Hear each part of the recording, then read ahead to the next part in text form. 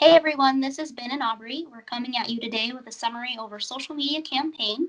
Our major topics that we'll be including today are our bio of our client, our social media sites, their activity, the success and failures over the campaign, what we've learned, and a quote from Harlan Kaysen himself. So Harlan Kaysen, he's the realtor that we decided to do our social media campaign for. He's an active real estate broker here in Pueblo. He's nearing a key transition point for his business, though, because he is opening up a new brokerage. He's an associate broker right now for Southern Colorado Real Estate Brokers, and he's making that transition to create his own brokerage. So for us doing social media, a key point for us is to ensure that all of our content appeases the requirements set by Southern Colorado Real Estate Brokers, which is his old company, but also can be used by him after he transitions. So the key is there. We're trying to make sure our colors are good, make sure that we don't break the rules of his company now, Southern Colorado Real Estate Brokers. They have this thing called the one-click rule, where you have to have his website and the information to Southern Colorado Real Estate Brokers one click away from every post. We had to deal with that. So we had to manage all of that while still making quality content for Harlan. Okie dokie. As we head on, Harlan has multiple competitors in the real estate market in Pueblo and Rye in Colorado City area. Sean Slade, Jackie Wacob, and Art Clock are all established major competitors in the Greenhorn Valley. In Pueblo, there are a few established real estate companies such as Remax, and in Pueblo, also Christy Chavez is a major competitor. Absolutely. And our target audience, it's educated, middle class, kind of older, Hispanic, Caucasians, typically like late 30s is what we're looking at. But as a whole, it's all kinds of age ranges there that are old enough, to buy a house. But there's also a younger age group in the Pueblo region. The thing about our target audience is that Harlan Kaysen's market reaches all the way down to La Vida and Cuchara, which is just miles away down south. So it's a lot of area to cover.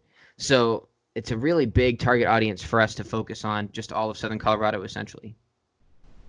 Alrighty, we've selected YouTube and Instagram and Facebook to be our social media platforms. Harlan has a vision of creating real estate tips, videos, and storing them on YouTube while posting them on Instagram and Facebook. He already has a Facebook following that was built over the summer of 2019, and Instagram's primary function will be to post pictures of house listings. Mm-hmm. YouTube was created right at the beginning of our campaign, though, for us. And thus far, our first video has the most views, as you can see right there.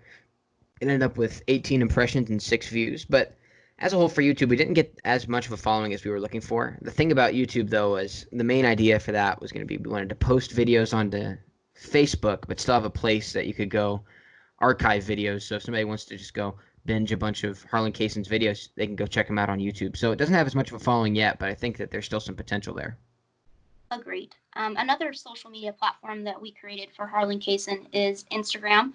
Unfortunately, we figured out how to switch it over to a business account. So currently, we don't have any insights before March 30th. We are leading with graphics being the most successful engagement, likes, and reach. But unfortunately, videos on Instagram have not been as successful as we had thought. And then also we're posting videos onto Facebook, like the ones that we did over that summer, 2019. We posted a few, but the thing about the posts we've been doing now compared to the summer of 2019, we're getting a lot more success, a lot more reach. So like the one you can see here, there's 314 reach on the one on the right, and engagement of 56 post clicks, 22 reactions, and then a lot of interaction when it comes to the people who follow his pages to check these videos out. So the main thing that I like to see on there is the average video watch time. If you look at those, that's really high, specifically the one on the right. The average video watch time is in the 30s. So it's kind of crazy to look at that. And compared to the stuff we did this summer, it's just much improved.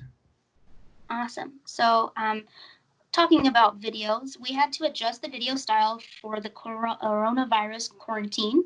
We had filmed a series of videos earlier in the semester with the intention of releasing one per week through the end of the semester. Those videos were set up where Harlan was sitting in front of or standing in front of a fireplace and having more formal and concise advice. With the change in the times, we shifted to an online webinars that went longer and had a bit more content but were less formal. Additionally, we made videos of house walkthroughs. We showed people who could be interested in the house and how it looks. Obviously, they can't leave their home, so we needed to reach them where they were. That's right. So also, here's a quick look at the subscribers and followers on each page here at the end of the semester. The YouTube's admittedly really low, but we made a lot of progress on Instagram and Facebook, and we built a lot better of a foothold for Mr. Case in there with 149 on Facebook, 37 on Instagram, and ended up with just 2 on YouTube. All right, a word from Harlan Kaysen himself.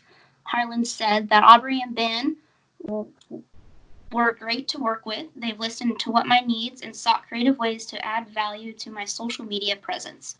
Mm. So here's a look at all of our successes. I think we had a lot of successes this semester, but our main success, I think, was choosing video production as our main attention grabber, and then both of us committing to it, going through the whole process of recording, editing, and then posting.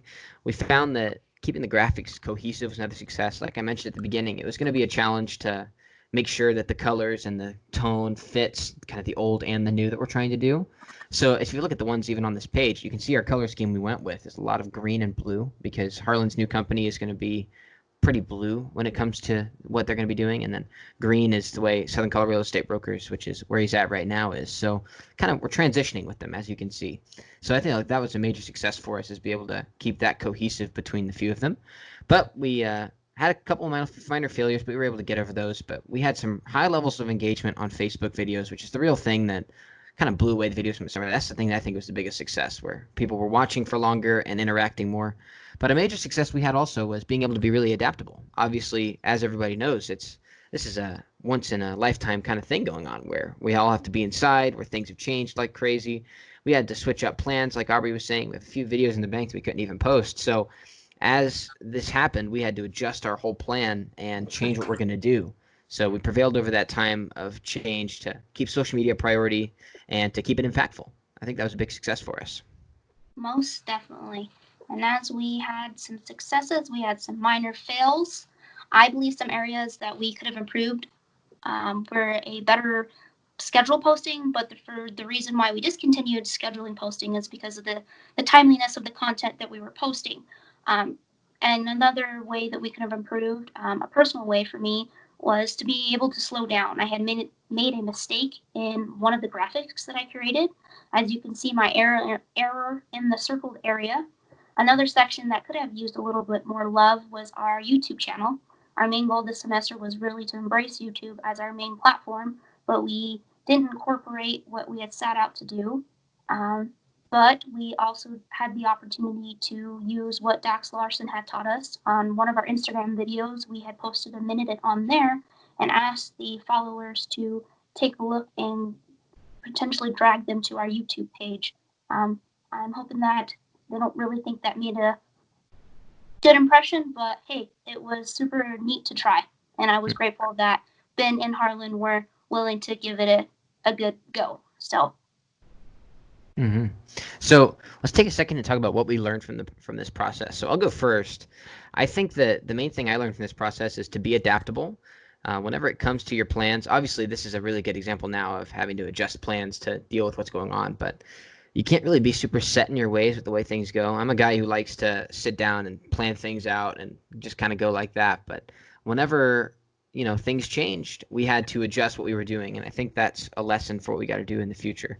Additionally, when it comes to partner stuff, I feel like communication is a really big key. I think that Aubrey did a great job communicating with me, but for me, I need to work on the way I communicate. So I think that came to light while we were doing this project, and I think that as a whole, I think I got better as we got towards the end of the semester, but just make sure that you're communicating with the people you're working with. And additionally, communicating with the people that you're working for. Me and Aubrey had to communicate with Harlan before every post. He is a guy who's very hands-on, kind of like me, so we're looking at those, and he would adjust them, and then we'd adjust what we were doing, and then we'd have a couple of different edits of things, and he had got to go through the whole process. So the thing is, don't try and speed through it. Go through the full communication, go through the process, and then it'll turn out great. That's what I learned, I think, from this project.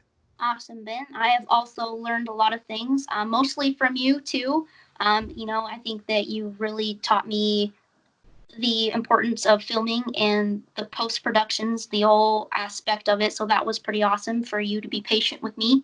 I think we learned together how to work and accomplish the media campaign while working remotely, which I would have to say that, a lot of that can be work from home. So I feel like we got firsthand experience from that. I would say we both found the campaign as an overall wonderful learning experience that we can take forward to our future careers. I think Ben and I have definitely learned a lot from this experience, and I don't think that me personally, I would have not done this by myself and gone out there and to team up with somebody. So overall, it was a cool learning experience, and I think the coronavirus really made an impact, and I think we really prevailed through this all. I wish best of luck to Harlan Cason with his realtor estate stuff, and yeah.